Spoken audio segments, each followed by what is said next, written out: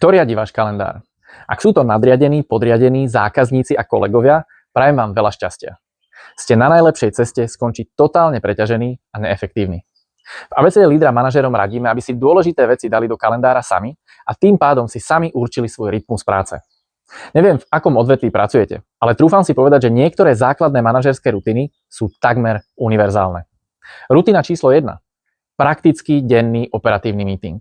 Scaling Up metodika ho nazýva Daily Huddle. Jedná sa o 10 až 15 minútový meeting, kde účastníci zdieľajú, ako na tom sú v plnení týždenných cieľov, upozorňujú na možné rizika a prípadne zdieľajú zdroje.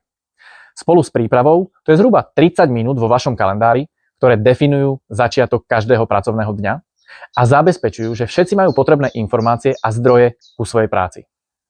Meeting môže byť prezenčný, online, alebo to môže byť kombinácia. Rutina číslo 2. Týždenné vyhodnotenie. Približne 30-minútový meeting, kde s tímom prejdete týždenné ciele.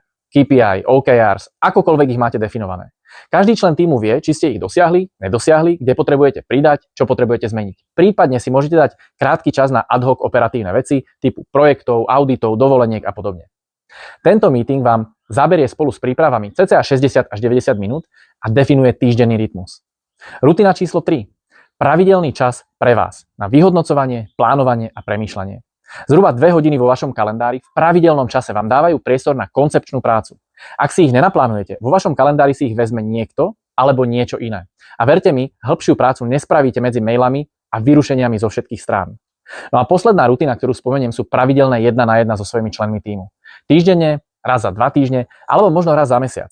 Táto rutina zabezpečí, že vaši ľudia dostávajú priestor a pozornosť, ktoré potrebujú. Aby ste videli ich motiváciu, spokojnosť, zapojenie a podobne.